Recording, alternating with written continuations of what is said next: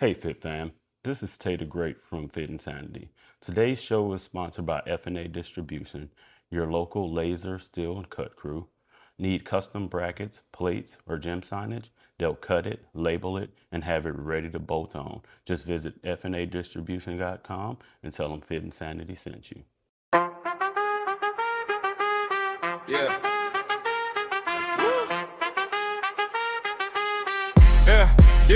Yeah, we back in the zone. Time to tighten the frame. Mind sharp, body strong. Yeah, we lifting the game. Fit Sanity, see the crew. We be breaking the limits. No excuses, no fear. We go hard every minute. Tater Great in the lab. Jordan holding it down. We talk health, real life, how to rise from the ground. If you ready for the change, take a breath, lock in. It's the podcast for the warriors. Let's begin. Let's begin. Let's begin. Let's begin. Let's begin. Let's begin. Let's begin. Let's begin. Let's begin.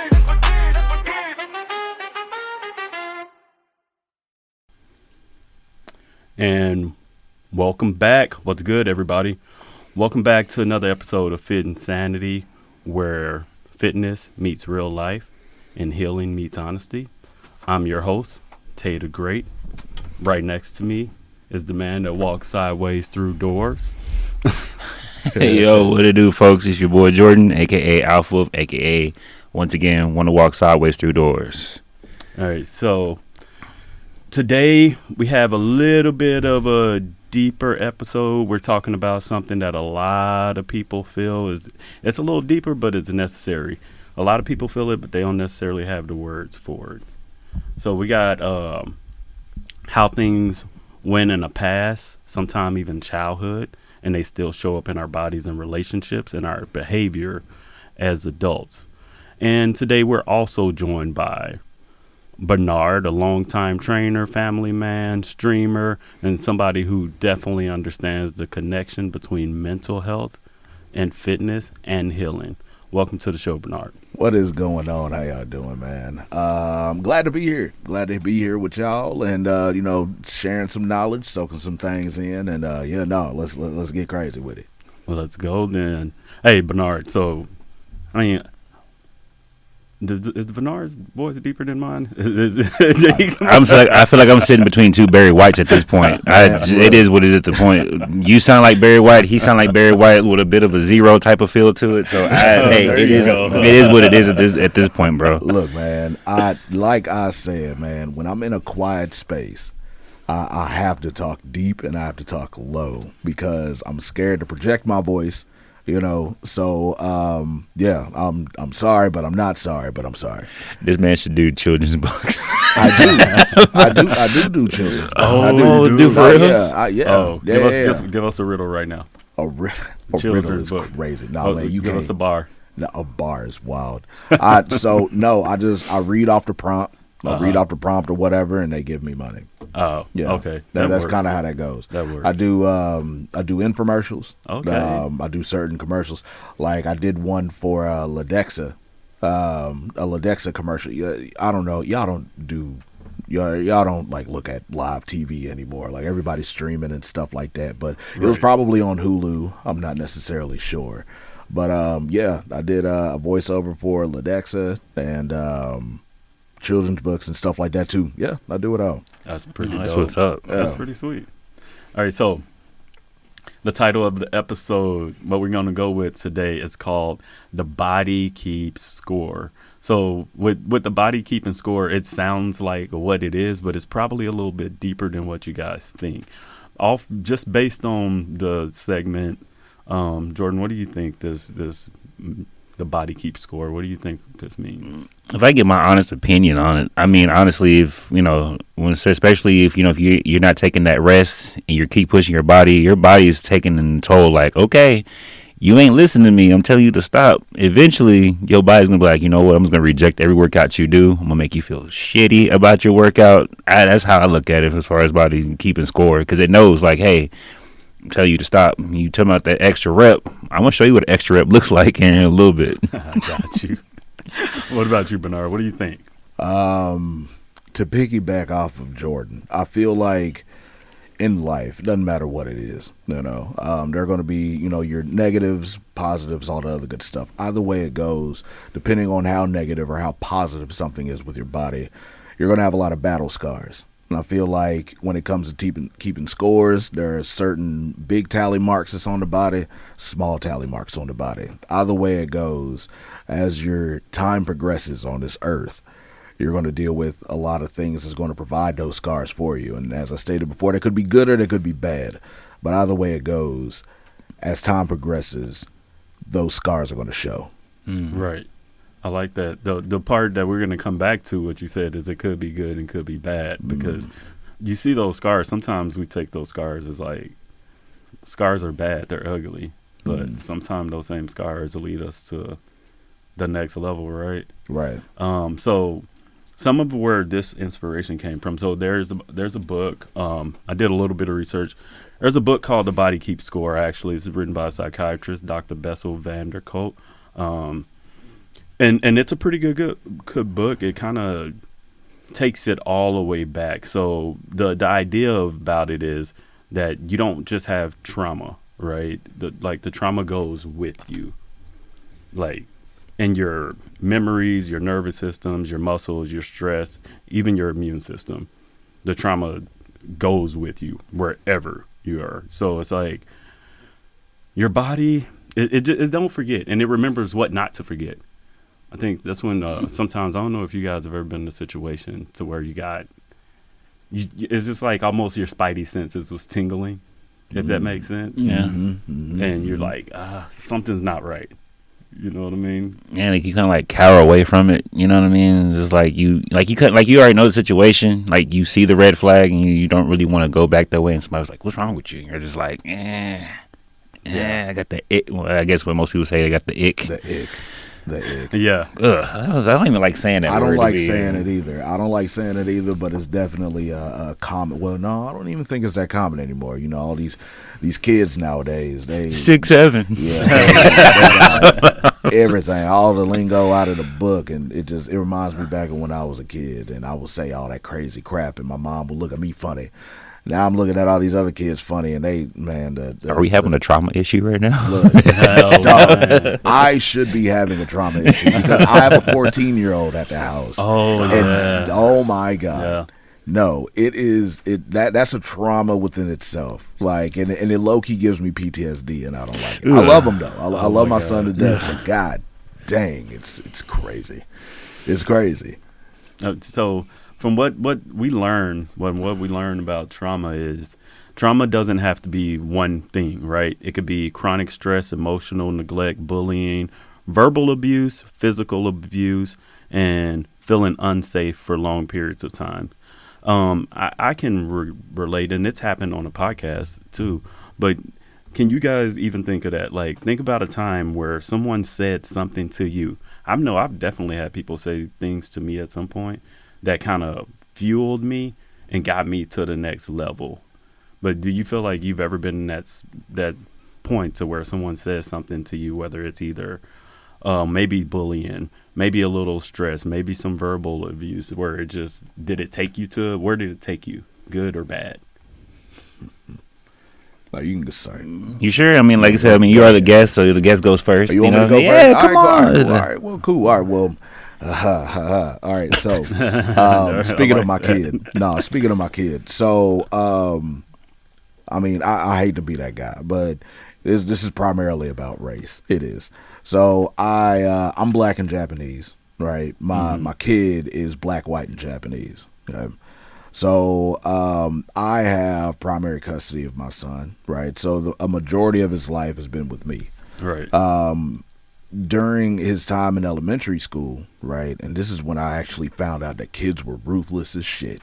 I was picking up my son, and there was a group of kids from his school or whatnot that was, making fun of him, calling him big head, stuff like that. That didn't bother me. But there was this one kid in particular, and I swear if I see him right now, I'm going to kick him in the throat. He straight up, and I quote, he said to my kid, "That's why your mama don't love you, and you are just with your daddy, because you are a racist asshole." Oh wow. He didn't even know what racist meant, but it was the conjunction of words that pissed me off. Right. Because who the hell are you to talk to my kid like that? First off, secondly, why would you even say something like that? He was in the third grade at the time. Oh yeah. Yeah, he was in the third grade. So it wasn't what was said to me, it was what said to my son that triggered me. Because I mean, obviously my son is a part of me.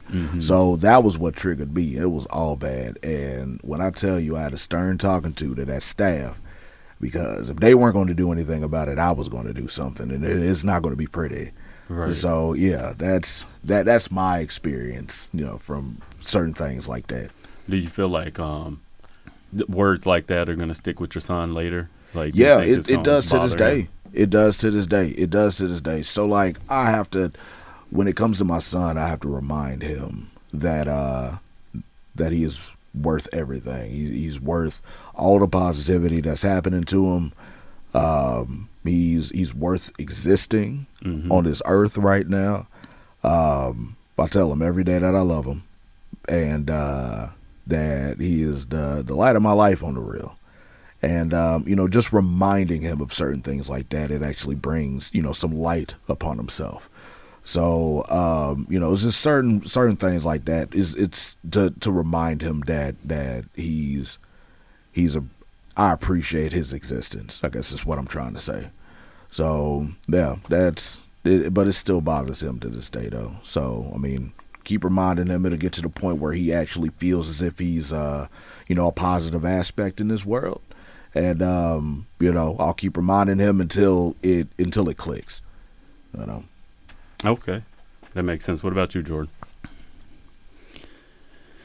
Man, I think actually right now it was actually coming to play for me, and it's, again, I'm sitting between two fathers and me being one as well. So I guess most of my trauma comes from me not really having my child here with me.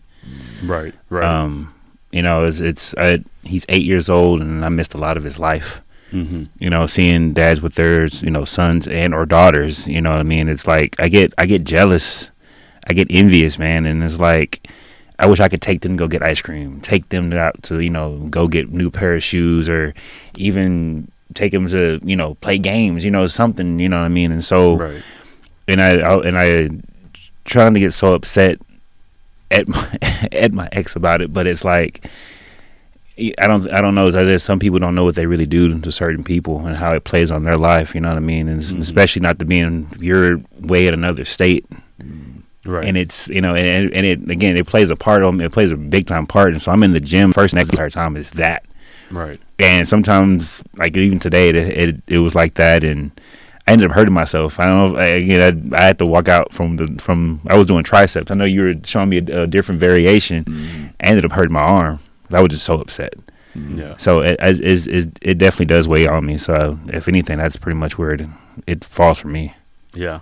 I mean, and I could see that. And so when you're thinking about that, because we just talked about childhood, so in this one, it's like how childhood experiences shape adult behavior.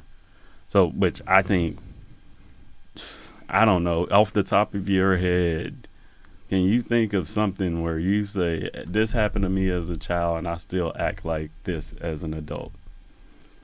I would say for me, I like to wear socks everywhere because I think I got glass stuck in my foot as a kid, and I like socks and shoes all the time. You know what's funny? Me too, bro. I have my socks on everywhere. If I could wear them in the shower, I will. I'm serious. I would, bro. I would wear socks everywhere, and my wife would get on my case about it. Like, why do you wear your socks everywhere? 'Cause I don't care if you mop this floor. I don't care. Like, I'm putting socks on, bro. Yeah. I'm sleeping. The socks stay on, bro. That's just how that is. So I'm the same way, dog. Like, it's crazy. I agree, because I remember the last time as a kid, my mom said, "Hey, make sure you put some socks and shoes, or put shoes on before you go outside." End up cutting my foot on a piece of glass that literally went through my foot. From now on, I know, like, you know what? I'm just gonna be wearing socks. At least I know at some point I have like a smaller protection. So even at another person's house, they like, "Hey man, you take your shoes off, socks stay on, bro." Man. Nah, I feel that, man. I like even it's funny the days that I don't have socks on, right? The days that I don't have socks on, I just get out the shower, whatever. I either stub my toe. my God. Dog, and that's the worst. yeah, my dog That's the freaking worst. runs over my foot, Yeah. or I hit something. So every time I have socks on, bro, I'm like, you know what? That's my little protection right there. Like if Yeah, my that's dog the steps worst. on my foot, I'm okay. I don't have any scratch marks on my daggone foot. I got socks on. You can't tell me shit. So there. And you would think it's such a small part of your body that it wouldn't hurt when you stub your toe or some nonsense, Nah. Bro. But it kills you. Dog. And the bad part about it is either the big toe Or or small. the pinky toe. No in between, bro. Yeah. No in between. It's like I don't even understand. Like it's That's so funny. oh So funny. There's research on adverse childhood experiences, right? It shows that people who experience trauma early in life are at higher risk for anxiety and depression, chronic stress, heart disease, substance abuse, and difficulty with emotional regulation. Have you guys experienced any of that? That's a lot, right? You know what? That's a lot of things I just I'm brought gonna take into the it. lead on this one Yeah, because nah, I go do ahead. because I do feel like that's me in a nutshell, and it has gotten me into trouble. And I guess like then and you both sitting here have been witness to that, and so I believe and as a kid growing up, I've always been that person to be the leader that everybody should have in front of them. Right. You know, and I give my all, and I give my all, and give my all, and sometimes I feel like if I give my all, like if I'm going to be really valued in that moment, Right. and then I don't get that value.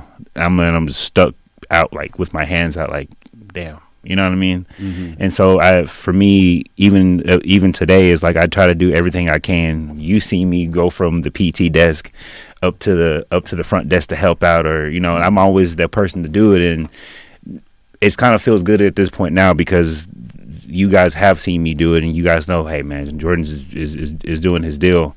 My last job didn't give two bits about me. Right. And they just let me go, and I'm like, damn, where else can I really feel valued at? Right. You know what I mean? And so I put it goes into my anxiety. I feel like sometimes, man, when I don't get valued, I really stick to myself, and I'm dead. That's like it's it for me. Yeah. So it plays a fact. You feel it. Yeah. What about you, Bernard? Man, I feel like the childhood drama that really messed me up. A quick backstory with me. So my grandma, she would always tell me, "Be the change." Right. Mhm. That was one thing that she has instilled in my mind to this day. May she rest in peace. She actually passed away due to COVID. So that happened. Sorry, bro. Nah, it's all good, Yeah. man. She was great. She was part of the Yakuza. She was a really big inspiration to me. Yes. My Yeah. God. Okay. Yeah. Ooh. Yeah. You don't. You don't. So no, she was amazing, man.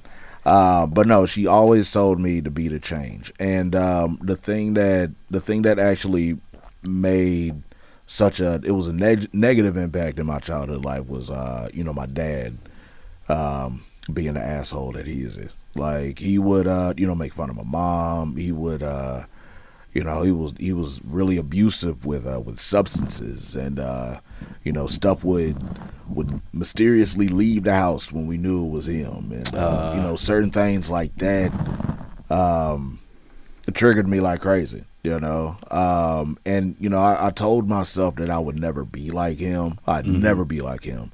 But as I grew older, joined the military, stuff like that, I was going down my dad's footsteps. I was a raging alcoholic. Right. I was a raging alcoholic, and it was, I would abuse my power, and all of that, and it got to the point where one part of my life, I was just like, you know what, man, I'm done. Like it kind of dwelled on me that I was just like him or whatnot, seeing what he did with my mom when I was younger and like all that crap, man. And, it got to the point where I had to stop what I was doing. But no, there was a time like when he was, just so abusive, so angry, so, rage, is everywhere, man. And it and it got to the point where I was just like him at some point, man. Just kind of seeing what he was doing and stuff like that. It just, you know, and it got to the point where I had to stop myself, you know. And but yeah, that had a really big impact on my life as a kid, man. I can see why, though. I mean, because you think about our parents are the first thing that we see. They're our protectors. They're everything, right? So why would it not? Like, why would it not? And you know what's crazy is think about the person that hurt you the most. And then think about what happened to them in the past to get them to be that kind of person that hurt you the way they hurt you. Because it's not all about just us at this point, right? Because if we're really talking about the body to keep score, and if other people go, if we're here talking about our past trauma, right? The person that's hurting you right now, they had some past trauma that's making them act exactly why they're acting. Toasty. That's jacked, right? Yeah, it is very jacked. You know what I mean? And the sad part is, it's like, okay, this leads to anxiety, depression, heart disease, and substance abuse is the worst of it all. Because who's quick to call somebody a crackhead that's just walking down the street? Or who's quick to call somebody a drunk, or call somebody this, call somebody that? Not really knowing they probably they haven't had anybody to listen to them. They don't know how to deal with it. And more than likely, they probably haven't even educated themselves to know, like, oh, I'm acting like this because of I got raped when I was a kid, or this happened and I've never dealt with it. You know what I mean? It's always good, man. Like, I mean, to be honest, it's, again, every single last one of us humans on this earth itself, neither one of us can really sit there and judge each other, because we all had something. I don't care. We've been through a lot as humans.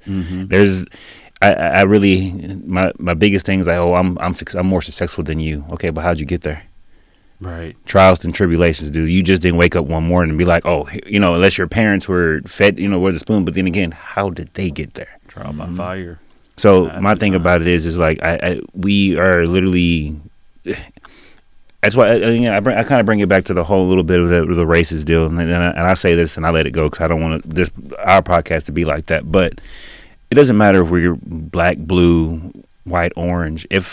Put it like this: if I shoot you in the exact same knee, if you shoot me and I shoot you, we both gonna be in the exact same pain. So what's really separating us apart? That's true. Facts. So that's how I look at it. So I mean, like you said, trial by fire, trials and tribulations, dude. So we have to learn how to help each other, and then sometimes that can also be contradicting because you help the person, and then they literally like, well, you know, when you open the door for a young lady and they don't say thank you, they just walk in and walk on in. You just be like. Hey, but sometimes it'd be like you just leave it alone, even if they don't say anything. But just leave it alone. There was a situation that was actually on this side of town, or last year. Was it the one where the lady was like, she didn't say thank you or something like that? She fallen from Five Below to a Petco, bro. That's wild. Ended up shooting her. Yes. That's wild. Like, definitely rest in peace to that. Yes. That was sad. Correct. That's why, one thing I will say this, and again, I let it go. Folks, your life is worth it. Don't throw it away over some road rage or anything else, because, again, people nowadays are so unpredictable. Oh, my God. It's not even, like, you shouldn't even fight anybody. If you want the lane, don't do it. If you want the lane, I'm not about to honk my horn at you. Hey, bro, take the lane. That's why I hate four-way stops. People just think, oh, when you go, they go. You know what, bro? You got it. Go ahead. Exactly. One thing about being here in 2026, man, there's so many people that's trying to find a permanent solution to a temporary problem. Ooh, I like that. That's a word, ain't it? And it's crazy, man. It's crazy. Like, there's so much stuff going on, and like, nobody's necessarily thinking about that. They're so focused on the solution, when I mean there's plenty of different ways to go about how you go about, you know, you definitely, I know a lot of y'all know about the term choosing your battles. Pick your battles, man. Mm-hmm. Right. You know, getting yourself to that extent in which you have to resort to violence, obviously there's something that's going to trigger something down in the long run. Either, you know, back to the battle scars, either it's going to be something small or it's going to be something permanent. Mm-hmm. You know, it could be a little scar here and there. It could be somebody's scar from an autopsy. you definitely got to think about what you're doing before you actually start triggering these people, man.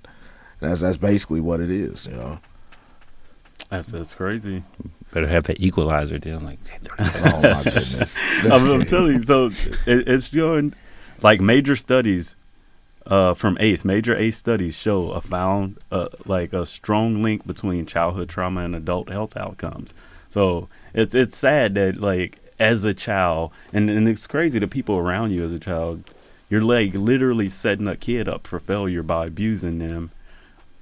It's either you set that kid up for extreme failure or extreme success, because some people take trauma a different way. Like, for some people, trauma is going to make them work harder. Like, you could bully one kid and he turns into this buff dude and start whooping. He turns into Mike Tyson, right? You bully somebody into Mike Tyson. I think it worked out. You know what I mean? Bruce Wayne. But with that's also a double-edged sword. You know what I mean? Because obviously that person's going to grow up to be somebody that you don't want to mess with. But at the same time, that person is probably infused with rage. Yeah, to the that's point in true. which they're either trying to find revenge or something of the sort, or they could also be that person that, that doesn't necessarily resolve the fight, and these muscles are just for show, and you wish a motherfucker would. Yeah. So it could go both ways. You know what I mean? So, I mean, at the end of the day, just treat people how you want to be treated. That's especially the when it simple comes way. especially when it comes to the kids, man, because this is our future. You know what I mean? The kids are our future, man. So I as agree. far as doing what I say but not as I do, there's a lot of things that come with that. You gotta teach your kids to be better than you. You know what I mean? They are sponges. They are. Bro, they are sponges. They soak up everything. So it's like, you have to get yourself to a point in which you give them nothing but positivity, because at the end of the day, as soon as they leave your house, it's a cruel freaking world out there, man. I agree. So stop adding fuel to the flame with this kid, because they're going to deal with it outside of your house, man. So when you're in the house, bro, it should be nothing but love and nurturing and caring for that kid. I love that. In the words of Randy Watson, man, just let them show the kids the way. Let them lead the way. You know what I mean? If you know who I'm talking about, Randy Watson. If you know who I'm talking about, please go watch Coming to America. The first one, not the second one, please. Well, he was in the second one, wasn't he? He was in the second one. Yep. That's fun. They should never made a sequel. I'm sorry. They should never made a sequel. It just didn't. Did you watch the sequel? Unfortunately. The only part I really like was with Wesley Snipes and Michael Blackson. Other than that, the movie just was complete. Yeah, Dog water It thing. wasn't the first. Sometimes it's best to just leave stuff alone. Yeah. You know what I Real mean? talk.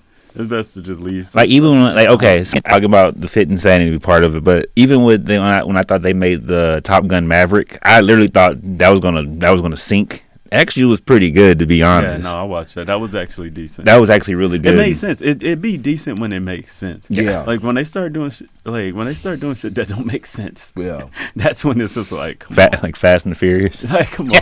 Hey, When we go into the moon. Whoa. I'm sorry, You are not going to slander Fast and Furious. Not while I'm here. bro. What is wrong I with love you? Fast and the Furious. No. After Paul Walker, they should have just been done with No. it. Yes. They have been doing their thing. Leave them alone. He's It's a fan. ever He loves it. since he passed, it's been nothing but family, bro. Vin Diesel been on that. He been on that family. Vroom vroom, family explosion. The end. Those have been those Fast and Furious movies. You are not going to slander Fast and Furious in front of me. This man is sitting here picking up engine parts and throwing them at people. Dog, stop. Dog, I will throw an aftermarket headlight at you. You stop that. You stop that. So Bernard likes Fast and the Furious a I lot, do. apparently. Yeah. Oh my God. I don't have a problem with Fast and the Furious. I mean, we don't all watch every movie they don't put out with. It's just My only problem with Fast and Furious is Ja Rule.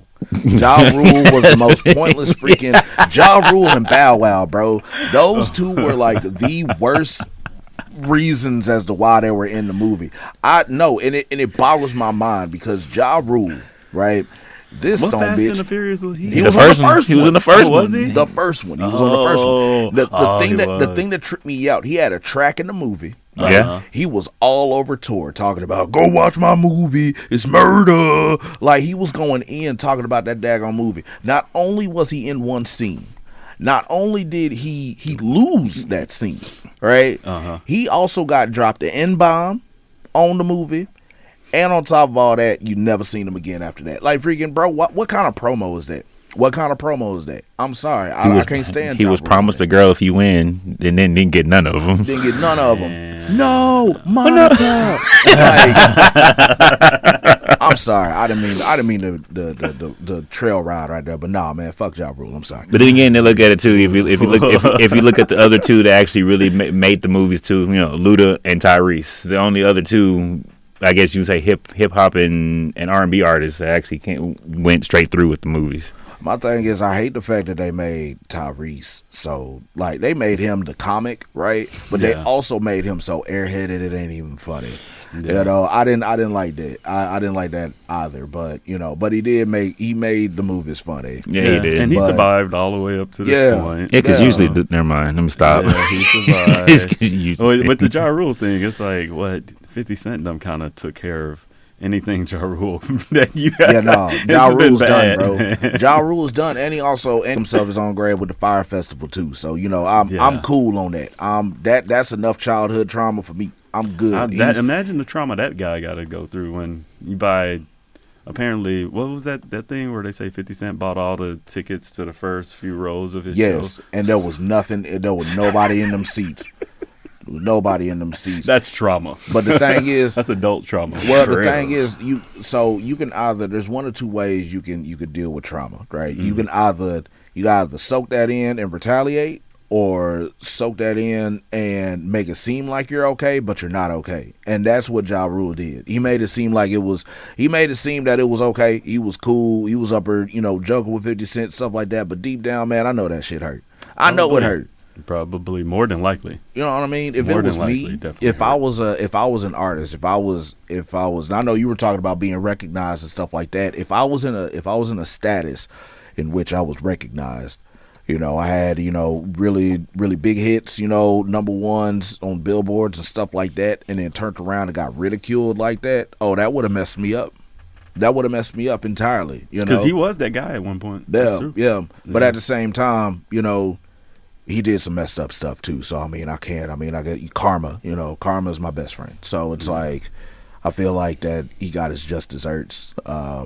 F Ja Rule. That's all I got. That's it. Thank you for coming to my TED Talk. Y'all take care.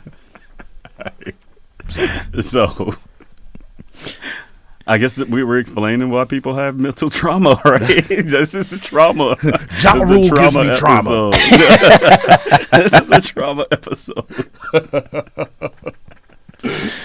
Oh my God. So we're talking about the trauma that happens when you're young. And so have you ever had a point to where you said something, either one of you guys, you said something, and they overreact, a person will overreact to the smallest thing. You felt like they were overreacting, where it's just like, yo, what? You know what I mean? Yeah. That's another reason. So you got overreaction, struggle with trust. I think I got trust issues, you know what I mean? I don't know if I just be draking at the time when I be trust issues, but I got trust issues.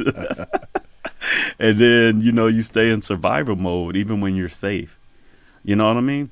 But all that happens with trauma and how you grew up, everything. Like, and then I always take what Bernard also said to me is at some point too. And again, it's even with my my behavior detection skills that come into play. But also the biggest thing is read the room. Mm-hmm. Because again, at the end of the day, again, like I said, we all can't sit there and tell everybody our business, because then all of a sudden it just spirals out of control, and so then that brings even more trauma, because now you're sitting there going, damn, did I really tell this person this shit? God dang, you know what I mean? And then now you're just like, now when you see that person, you're just like, it's awkward, very awkward. It's like awkward crickets. You know what I mean? So I think that's the biggest thing that I take away from all of this is read the room. Yeah. Be safe. Be know who you can talk to too. That's one thing. Yeah. Even if you have trauma, like so sometimes we tell our business and our trauma to people that they don't deserve our business or to know that much about our business. It could actually land you in a more difficult situation than what you need to be in. I personally think that. No, you're right. I can agree with that. I can definitely agree with that. I feel 100%. like because I have trust issues. I do. That could be because of my childhood trauma. That could be because of my military background. Maybe I don't know, but I do have like major trust issues.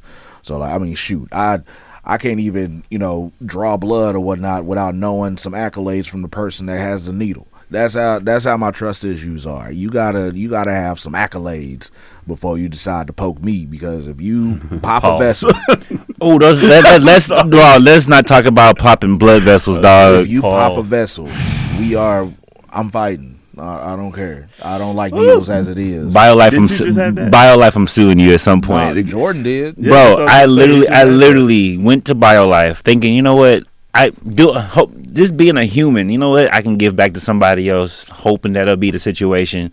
Put the needle on my arm. Now, mind you, bro, like you can see the veins. They look like road maps. Anyway, I was like, look, you got 67 right here, 114, 635. Anyway, so like, she gonna tell me, oh, it's because the needle is thick when you go give plasma. Yeah. That needle is thick. I don't know how. Anyway. Uh-huh. Needle went in. I'm chilling, doing the whole gushing the plasma out or whatever you want to call it.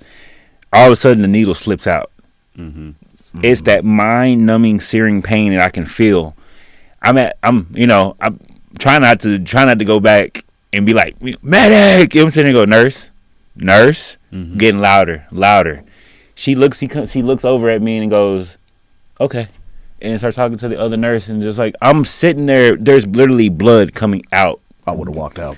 You said, okay, that's it. Then she finally comes over and she goes, "Yeah, we're gonna have to go ahead and stop your donation. You're still gonna get paid for it, dog." I'm sitting there, took the needle out. She goes, "But we're gonna have to give you your blood back." I'm like, "Okay." Stuck the other arm, waiting there for another 15, 20 minutes. She said, "Oh, just you don't have to wait like everybody else does. Just whenever you're done, we just let you go." I'm like, "What kind of?" Yeah. Nah, I would have walked out. Bro, Well, you have to get that blood back, or you would have passed out. Yeah, You would have probably passed out. No. So, yeah. I did leave them a 1-star review. So I'm sure you did. Yeah, you have to walk around with the your one arm on all jacked up. the one on Wheatland in Dallas. No, don't do that. Do not. Shoot. Nah, that wouldn't happen to me. No. I would have walked out there. I ain't gonna say guns blazing, but somebody's gonna get knocked out. I don't like needles as it is, bro. This man gonna be sitting here, blood everywhere. He's gonna be bleeding out. Yeah. He's knocking out. I'm gonna flick some at the nurse. I'm and then I'm gonna you gonna flick some blood at the nurse? Spam busters. Yeah, I'm gonna uppercut. Patient zero, bro. This is how zombie outbreaks happen. Let's talk about it. This is exactly That's how what they get for. zombie- That's what they get for messing me up. This is exactly. That's what they how get for it messing me up. Nah, bump that. Patient zero, Patient dog. zero it is then, because you ain't gonna you ain't gonna do that. You ain't gonna do that. Not Bro, up in here, bro. The zombies will be crazy nowadays. You know how swole some of these zombies will be, bro. Especially with all the. Imagine you turn everybody into the gym to zombies right now.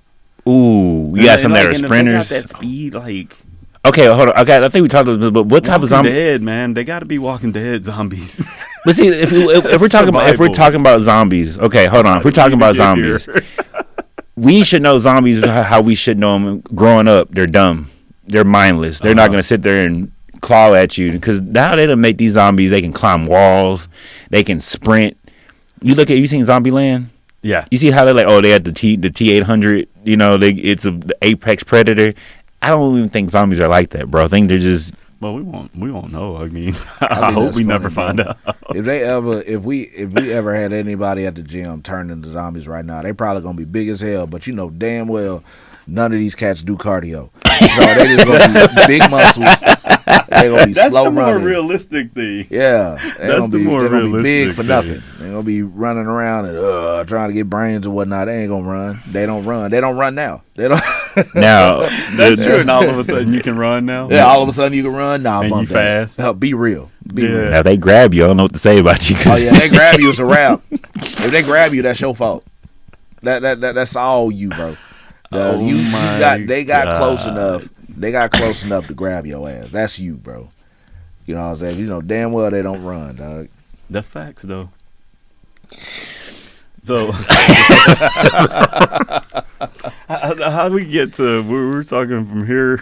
We were all serious, and then we went down zombie lane. And Well, because he said he was gonna throw blood on him, and I thought about patient zero, because that's how it always happens, bro. Like in some type of medical operation that goes wrong, is that one stupid doctor decides, oh look, I cut myself, and then don't tell nobody until like 3 days later, and then it messes up something else later. Yeah, it always turns into a thing. Yeah. It always turns into a thing. But that works. Okay. So let's do this. This is what we're going to do. So we're going to make this we're going to make this a 2-part episode, right? So with this being a 2-part episode, we are going to, let's give an excuse of the week right now.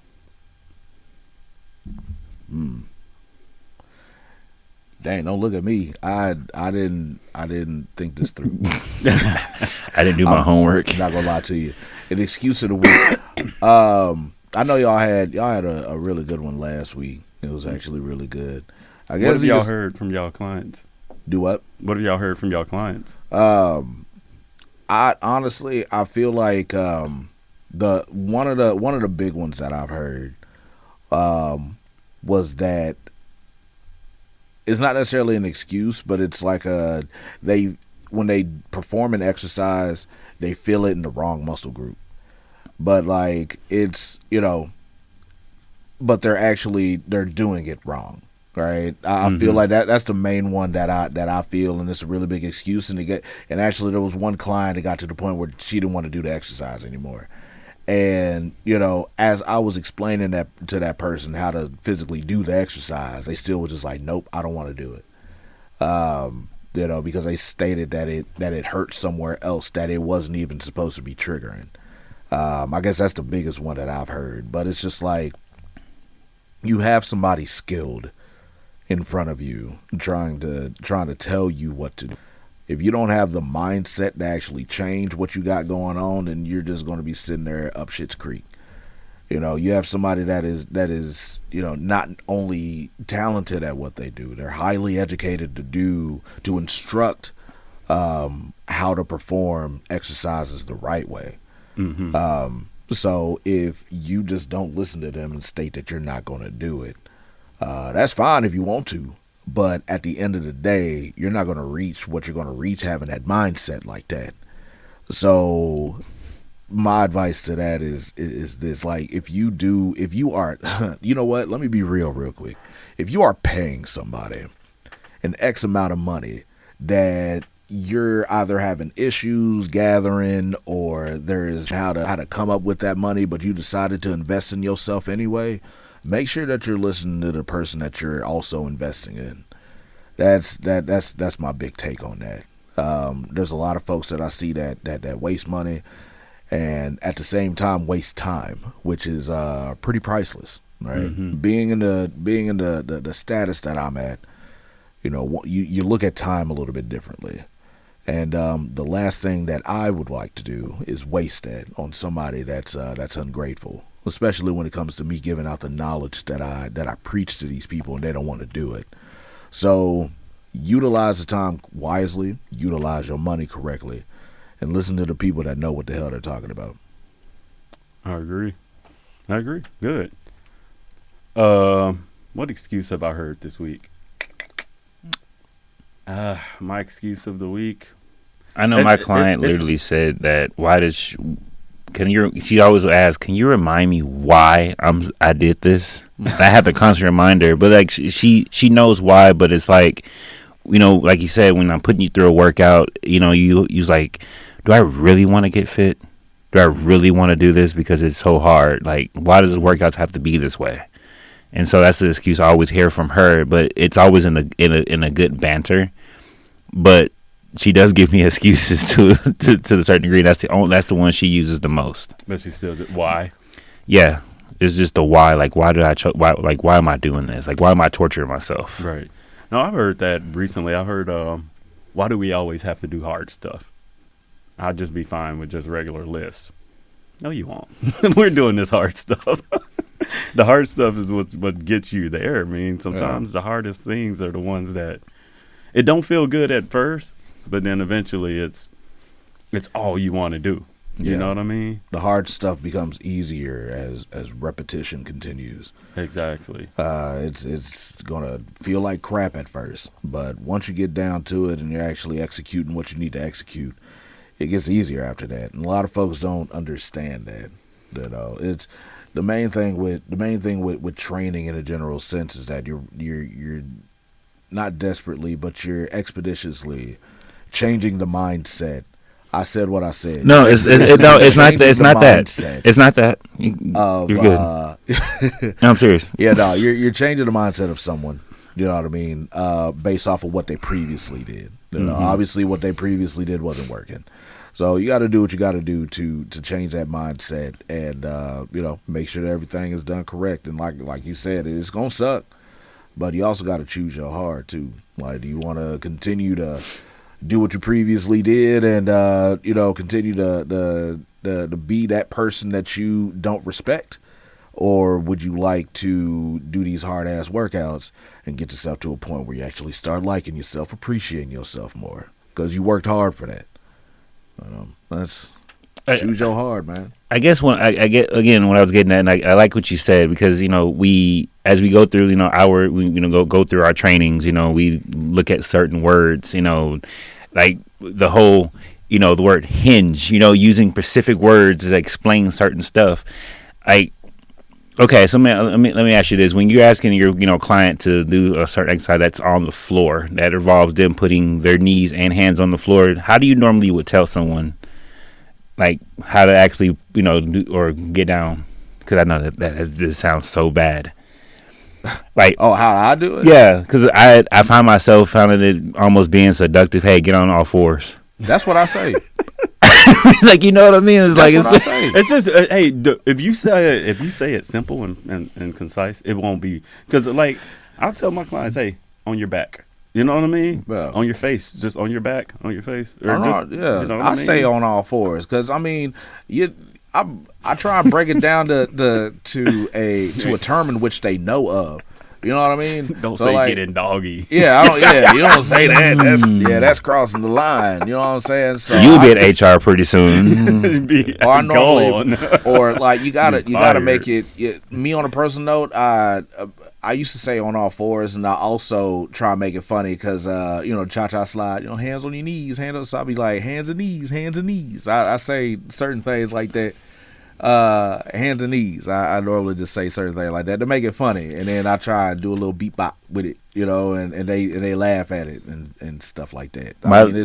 My last kickoff I did, it was actually, I would say probably maybe it was like actually last week, and I couldn't really explain it because usually when you're doing squats, usually everyone just wants to sit down, but in my own experience, when you want to do a squat, literally you throw that ass back and then you sit down, like, you know what I mean? Right.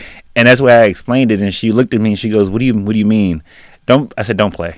You know exactly what I mean when I say throw that ass back and sit. She's like, "You mean like out?" And I was like, "Yes, exactly what I meant." She's like, "How come you just couldn't say that?" Because some people don't understand when you hinge your hips back and then squat. Some people don't even understand. And again, just like that's why I said, what words do you normally use? Because you literally bust it out expeditiously. Mm-hmm. That's a big word in itself. I have a vast vocabulary. That's good. Very prodigious. Very, very prodigious. Can you spell that for me, please? P-R-O. Spell it. P-R-O. Digits. F-O. Sachi.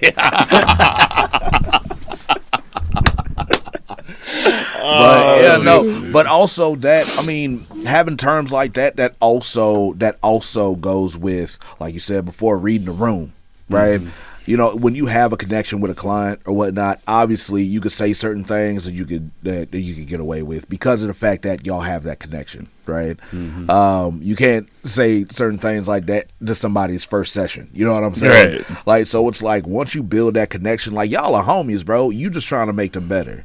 Yeah. Make them a better person, right? Make them a better them, right? So they'll love themselves a little more. So once you actually build that relationship or whatnot, you can say what you want to say, without having any feedback.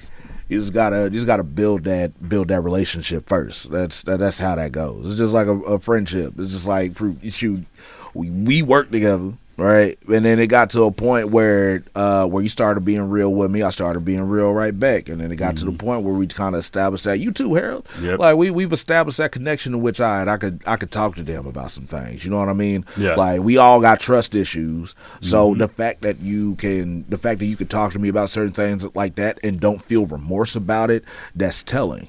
Yeah. So it's the same thing with a relationship with your client. Once you reach that threshold, well, you can say whatever the hell you want. You just got to make sure that it, read the room. You know what I mean? That's all it is to it. Yeah. And just knowing your client. Yeah. Like knowing there's some clients. I talk to your client a different way. Yeah. And you know which ones you can get away with talking about A, B, and C with, and which ones is like, hey, you better talk about the weather the whole time. Or I know the two that you can't really say things to. I've seen you do it before, but like as far as like you being more professional with it, I'm like, again, we're not gonna say who it is, but I know you with you and Farad is funny. I know you and Sophie is funny, but it's two. I think you already know what I'm talking about. But again, I definitely understand what you mean. I just using certain words. So yeah, I get it. Expeditiously, and what was the other one? Prodigious. That means big. We adding that to the vocab right there. Yeah. Add it to the vocab. All right, so we're gonna cut this episode, and we're gonna make this a part 2. So, words of wisdom, Jordan. You got anything on the subject?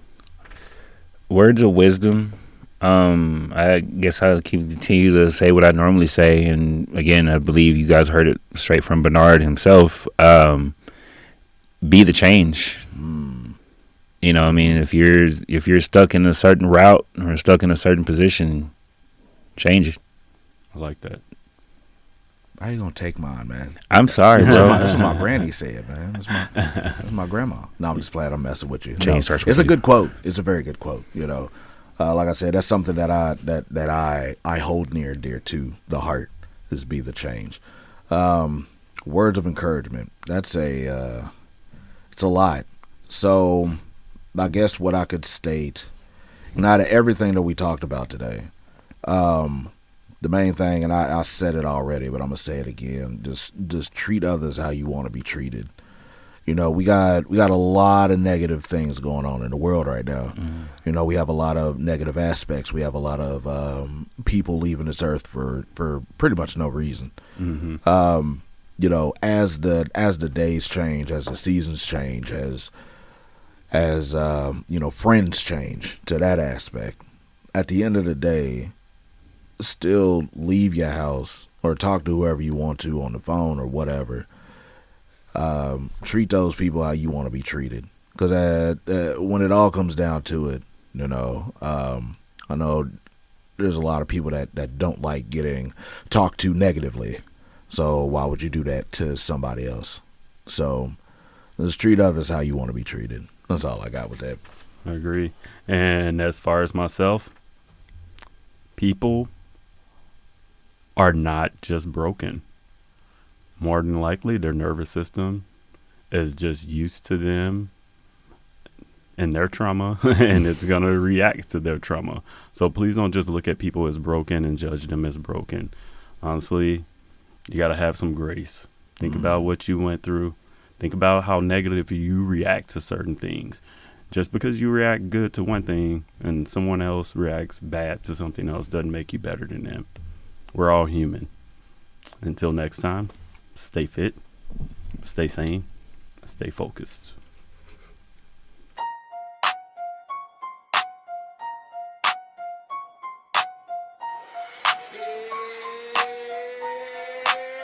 Yeah, we crush it today. Now it's time for the flex. Mind heavy, heart steady. We demanding respect. Fit Sanity, the code. We don't break, we don't bend. Every setback is set up. Every loss is a win. Keep the pressure on your goals. Let it sharpen your aim. Hustle hard.